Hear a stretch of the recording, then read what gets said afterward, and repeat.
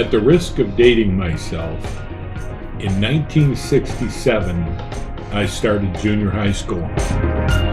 My school initiated an instructional model that allowed children to progress at their own rate of speed based on their abilities. At the time, it was considered to be a very progressive program. I was part of that program for 2 years, and then the district abolished it in its entirety. Hello, everyone, and welcome to the inaugural episode of Let's Talk for a Minute. Let's Talk for a Minute is brought to you by Convergent Technology Partners. It is our hope that through these podcasts, we can share with you information that is both relevant and timely. As you can imagine, oftentimes this information will be technical in nature, but not always, as is the case today. I'm John Foster, and it's my pleasure to be your host for Let's Talk for a Minute. And with me today is Dr. David Richards. Dave, if I can call you Dave. Yes, you may. After having known you for 20-some years, I figured that would be okay. But Dave is the president of Core to Edge. It's a K-12 education consulting organization which helps educational leaders transform their learning communities to meet the needs of today's students in preparation for their tomorrow. Before entering consulting, Dr. Richards' K-12 career roles included superintendent, high school principal, chief technology officer, and high school computer science teacher. He has contributed to multiple articles, books, podcasts, and panels on leadership and district transformation, and I'm proud to say I've known you through a lot of that. Yes, you have. Now, Dave, I started with the statement that in 1968, the district that I was in initiated this program allowing kids to learn at their own speed, thinking that kids that could do so could accelerate their learning process, and kids that needed help could get that extra help from the teaching staff. It didn't go real well, but since that time, it seems like the educational community has been striving to enhance the instructional model and bring it closer to that they were trying to do in 1968. Yeah, it's interesting.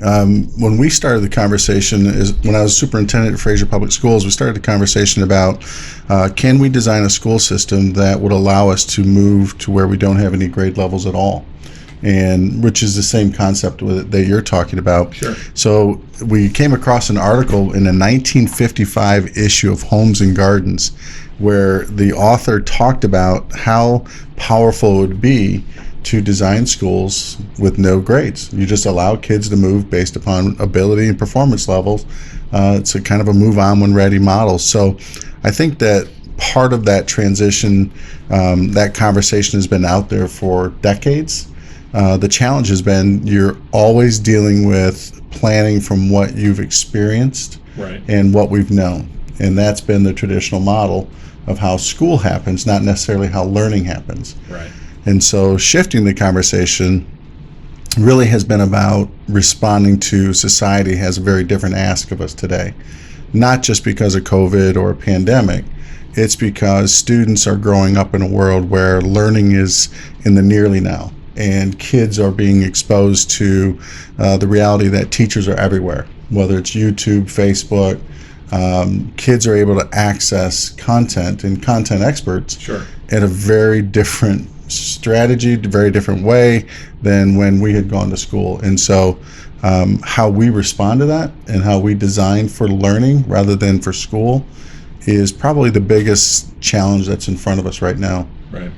When knowing you as long as I have, and looking back at your career, you actually started to do some of this back when you were the CTO at Rochester. Right.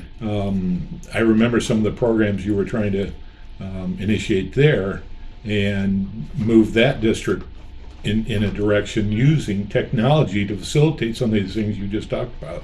Yeah, it's really, there's been, especially around the tech world, there's been a huge push since mid-90s, late 90s, when the dot-com explosion was happening for districts to go to a one-to-one environment. Right. And that morphed into, well, let's personalize learning for kids. And a lot of times it was viewed that, well, that's a technology thing much more than it is a learning thing. Well, it's just the opposite of that. The technology is a tool, it's an asset, it's a resource to be leveraged to support learning and the learner, more importantly, and what happens in the classroom.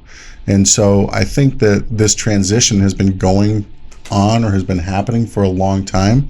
The challenge is to do it systemically, to where you really look at the entire organization and say, how do we redefine what the day looks like? How do we redefine that time becomes flexible? That students understand that learning is going to be constant, meaning fixed, that you can opt out of different learning progressions. Right. But we can do that in a variety of ways with flexibility, building flexibility into the days.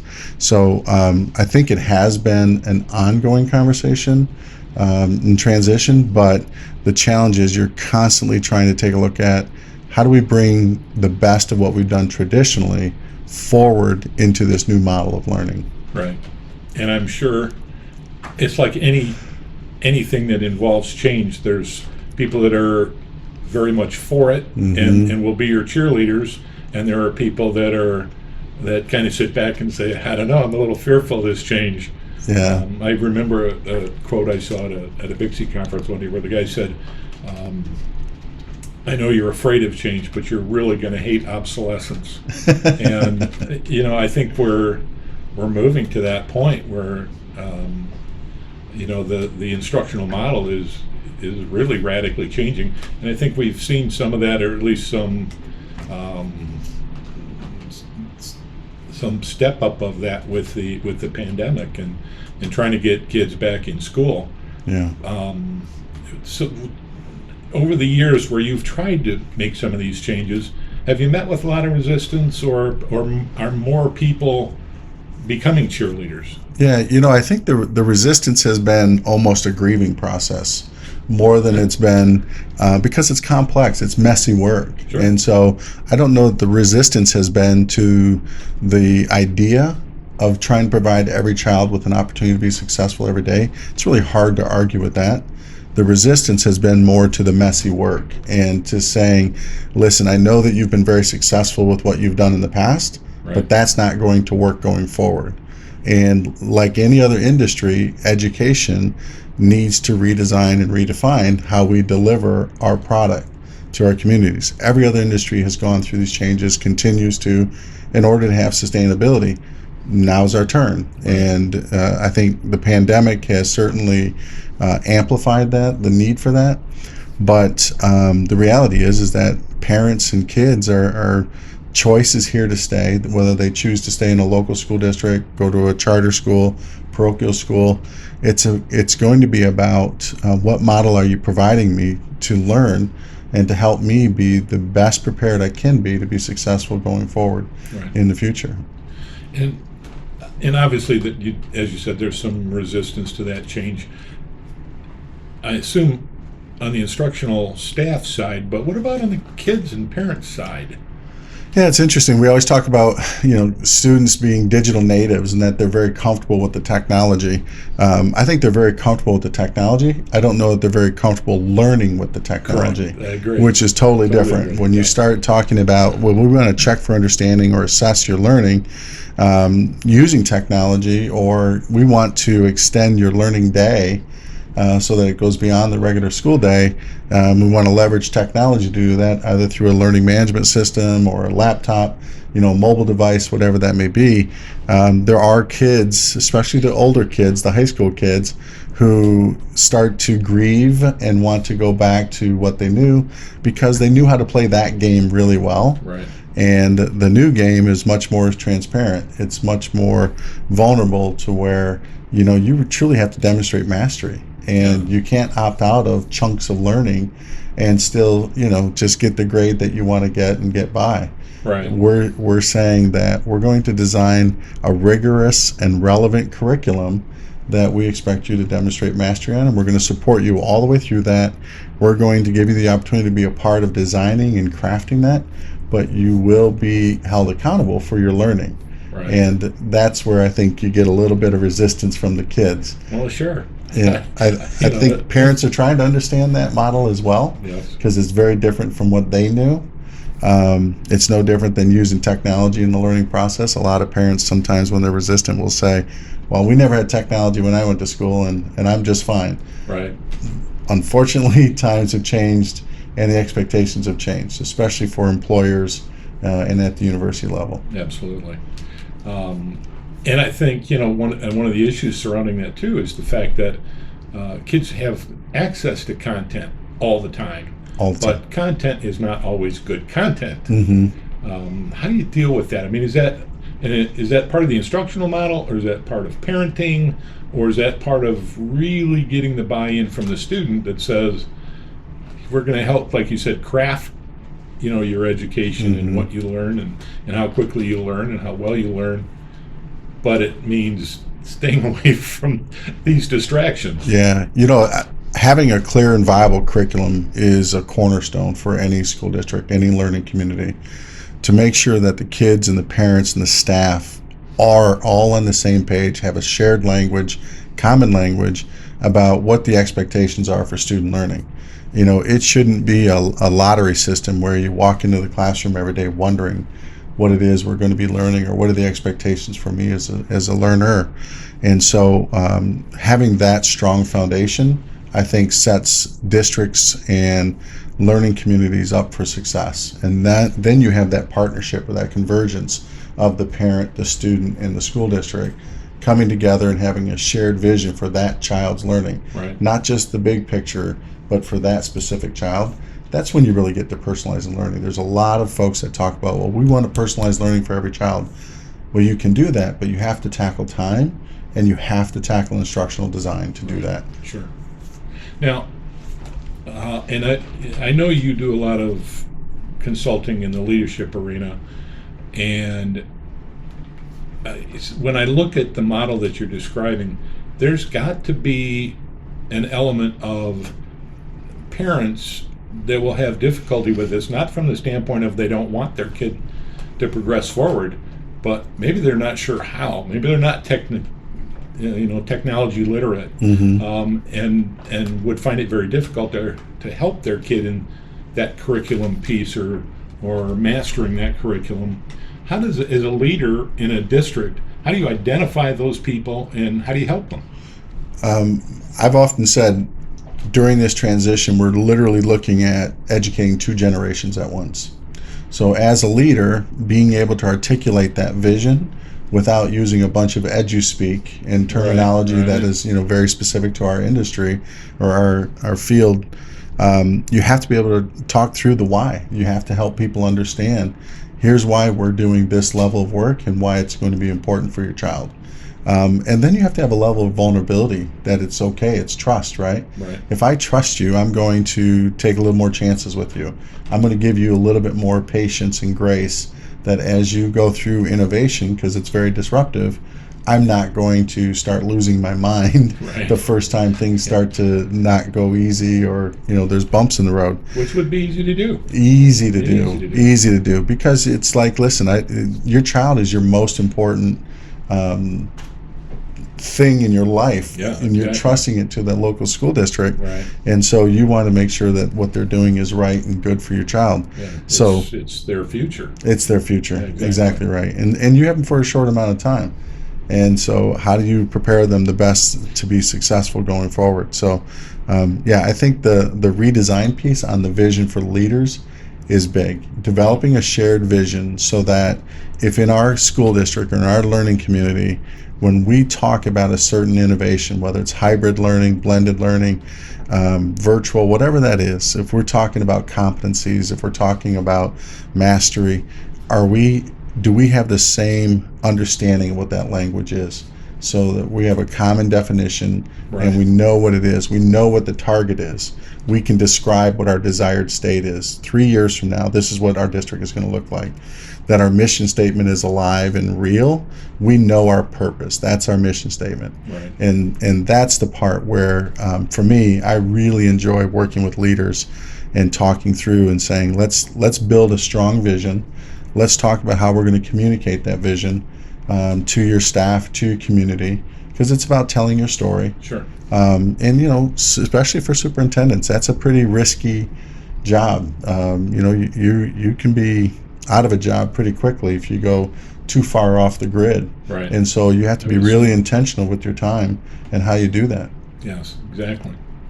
Let's talk about the pandemic for a little bit, because I assume this has really escalated things or accelerated things to a great extent. And I don't know that the message has been articulated to everybody in the same way. So a lot of people have probably found themselves in a situation that they're throwing their hands up going, what do I do? Right. So you obviously are living this. What are your thoughts? Well, I'm living it vicariously almost, Sure. because I work with a lot of colleagues and care about a lot of them in regards to what they're dealing with and the amount of pressure that they're under right now. Obviously, the pandemic, I can't think of anything. I was thinking about this morning.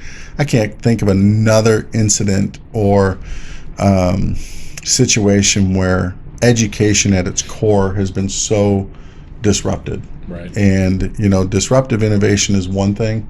Just flat out disrupted to the structure of how school happens every day is very different. One of the things that I talk with a lot of my friends about and colleagues in the groups that I work with is this conversation needs to be more about learning than it is about school.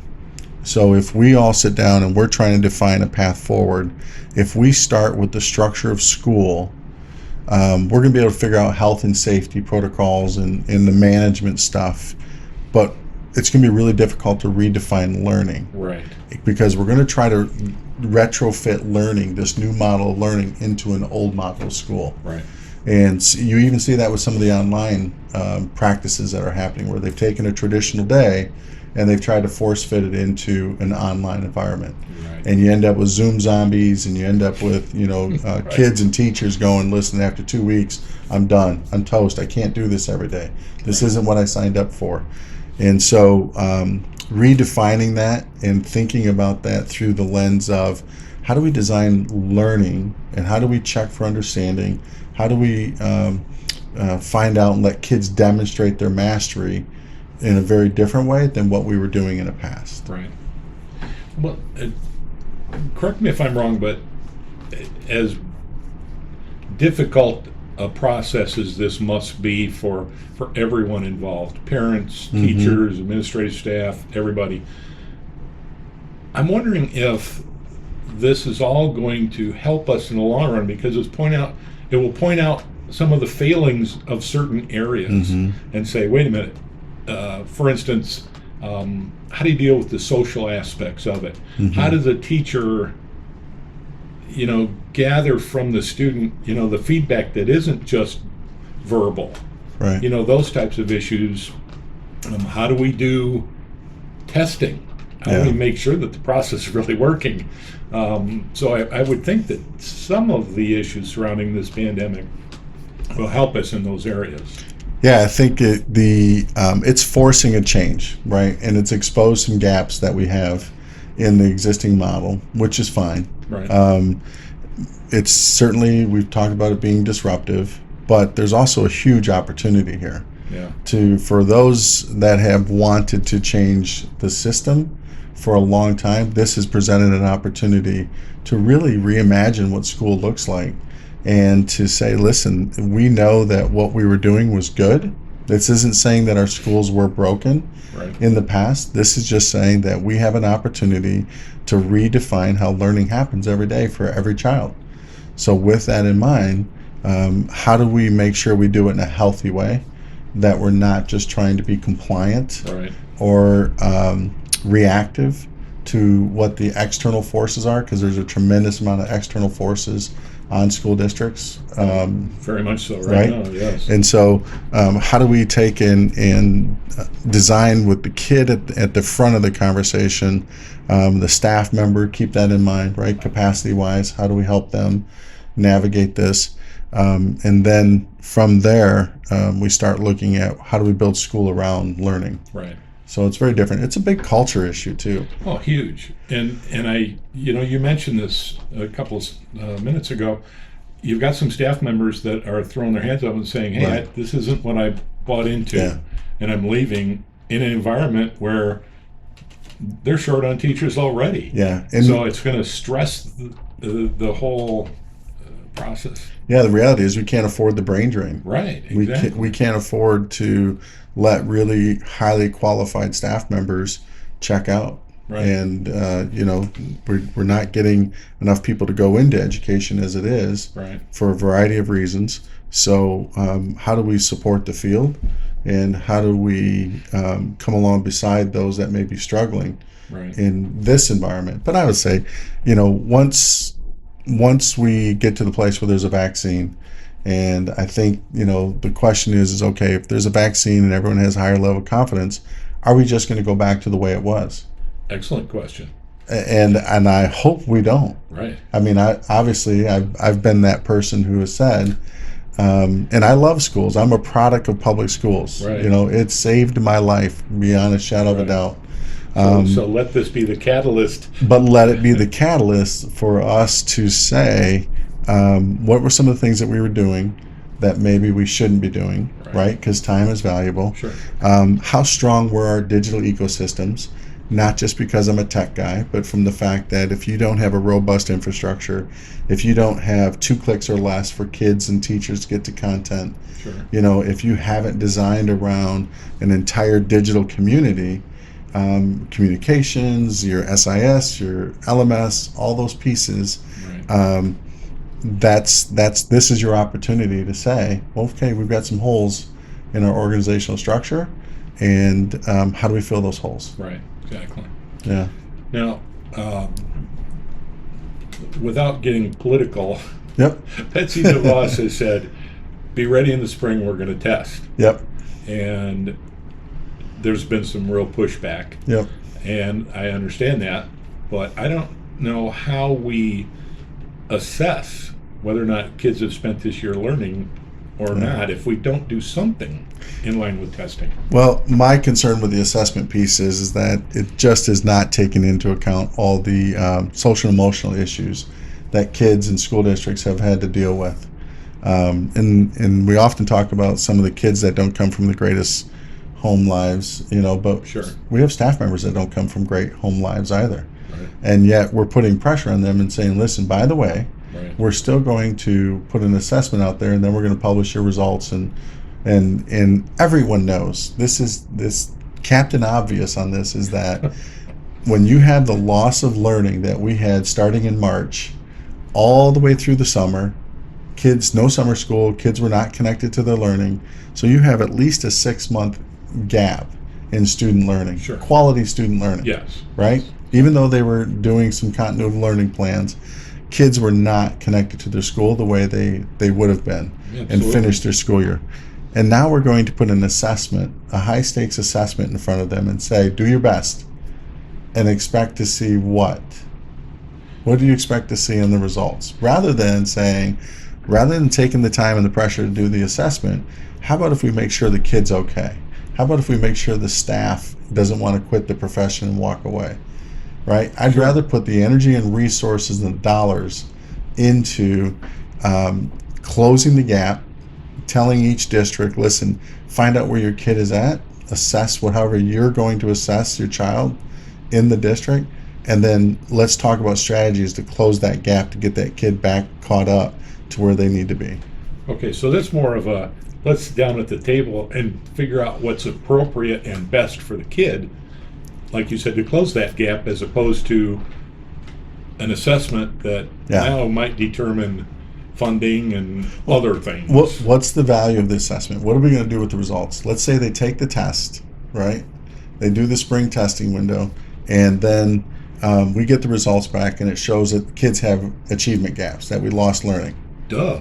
Exactly. Thanks. Right? Captain Obvious again. Captain Yeah. Obvious. Right. Thanks. So what did that show us? We spent millions of dollars to do this testing. Right. What did it show us? Rather than taking those millions of dollars and saying, we know kids have been through a traumatic experience. We know that kids have suffered social impact because they've not been with their friends and developmentally and all those things. Right. What if we had counselors? What if we had social workers?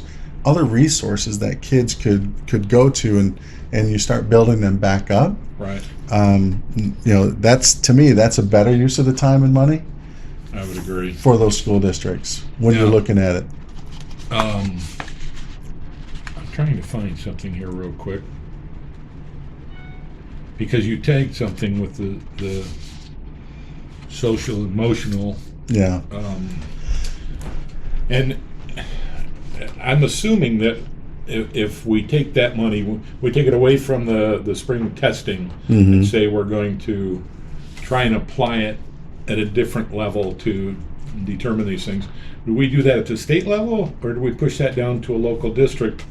I know they're doing some of the socio-emotional type stuff. I don't know that all of the teachers are qualified to do some of that stuff. Yeah. I think it's probably better in the hands of counselors and people that are more adept at that type of thing. Yeah. But do we try and funnel that money down to the state or local level to facilitate that? I think that putting it into the hands of a local learning community, a local school district to understand, listen, this is really targeted funds. Think about kids who are at risk or poverty kids, Sure. Yep. right? And they've had this 6-month learning gap. And they've been in homes where it's pretty challenging circumstances, may not be a mom and a dad, Right. whatever that may be. That child is coming back to us now, and we're saying, well, let's just pick up where we left off. Right. It doesn't make sense. No. Come on. No. And the reality is we all know that, but yet we allow politics and or policy to drive that much more than driving or looking through the lens of the child. Yes, I agree. And truthfully, some of these kids coming back to the district in whatever form they're coming back have probably had some real difficulties. I mean, we disrupted their food programs. Oh. We disrupted their home life, their education. For some of those kids, I'm sure, and their parents, it hasn't been an easy summer. Yeah, and I know people use this word, but sometimes too much. But trauma is real. Oh yeah. Especially in poverty, where kids are trying to recover from who knows what happened. Yeah. And they didn't have their safe place. I can tell you, as a kid who grew up in extreme poverty, my family was a welfare family, moved almost 20 times before I got out of high school, right? School was my safe place. Right. School was where I knew I could count on a meal. I could count on people who cared about me and would encourage me that I could break this cycle of poverty. Right. And that was my place. That if that had been taken away, and I've thought about it through this lens, if I had lost that as a kid at any grade level, all the way up through my senior year, I would have been devastated. No doubt. Because I could count on school. Yep. And we took that went away. And so now, how are we going to step in for those kids? Yeah.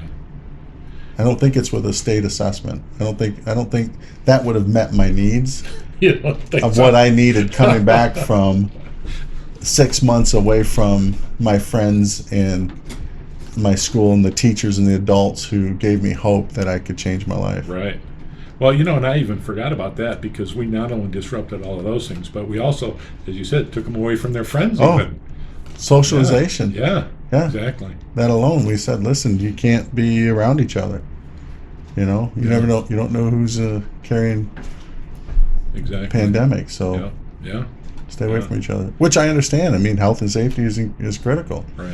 But now, on the other side of it, how do we care for the kids? Right. We have to continue to manage the health and safety side and now figure out. Yeah. Job one is that. Right. Yeah. Job two is we can get to the assessment and making sure that, but the assessment should be for filling in the gaps and understanding where the child is at. Right. Much more so than saying, well, how are they doing?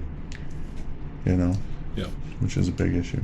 And obviously you think that's better achieved at the local level rather than being spearheaded by the feds. I feel like local context is incredibly important. Right. A kid in Michigan who's in northern Michigan has a very different set of variables than a kid in southeast Michigan or southwest Michigan. Yeah. I'd have to And agree. the local community, it comes down to trust. Yeah. You trust people to do what's best for their learning community. Great. Yeah. Well, I think we've covered a lot today. It's been great. I think we have solved all the problems. Exactly. No, probably not. We Probably just not. realize what they are. I tell you, it's been incredible. I like I said, I talk with a lot of my colleagues on a regular basis, and the first thing I try to do is kind of care and feed for them, Right. because they have a tremendous amount on their plate. Oh, absolutely. And then getting to the real issue of what the challenge is, Yeah. and trying to make it manageable. So I know you do that as well as in your consultant field. Yes, exactly. And not only that, but about half my family are Oh, teachers. right. So I do hear, at the boots on the ground Right. kind of a thing, and I feel for them. I truly do, because Yeah. it can't be easy. Right. And I know some of them are pulling their hair out, and they've told me stories of other teachers that are like, yeah, I didn't sign up for this. Yeah. Here's my papers. I'm Yeah. retiring tomorrow. Yeah. That, which is sad, like you said. It's not that brain trust we just can't afford to lose. Yeah. Well, the other side of it too is I've talked to people who say, "Well, I'm 2 or 3 years short from being eligible to retire, and What do I do? I feel stuck. Yeah. Like right. there's nothing I can do." So they've got depression. Yeah. You Yeah. know. So that's part of the care and feeding. Sure. So yeah. Well, thank you for having me. This has been a lot of fun talking It with has, you. absolutely, and it maybe down the road we'll do Version 2. version 2. 2.0? Yeah, right. I love it. As we get further into this, we start to realize what can the good, the bad, and the ugly, Yeah. because we're really just at the forefront of it today. Well, John, I would tell you on a personal note, you have always been a champion for schools and for helping leaders to make great decisions in their districts around innovation and technology and all those things. And so I appreciate the opportunity to talk with you about it today, and look forward to our next conversation. Absolutely, I appreciate that, Dave. And obviously, the reason I had you on in our very first episode was because I truly believe that you've been fighting this battle for a long time, and have made a big difference. I So, appreciate thank it. you. Thanks, buddy. All right. All right. Thanks. And to those that have been listening, we hope you've enjoyed this dialogue with Dr. David Richards. And if you'd like to know more about Dr. Richards and his consultancy, please go to his website at core2edge.org. That's core, CORE, the number 2, edge.org. And at that website, you'll be able to get some more information about Dr. Richards' consulting practice, as well as how to contact him. From Convergent Technology Partners, we certainly appreciate your listening, and we hope that you'll tune in for the next episode of Let's Talk for a Minute. Thank you.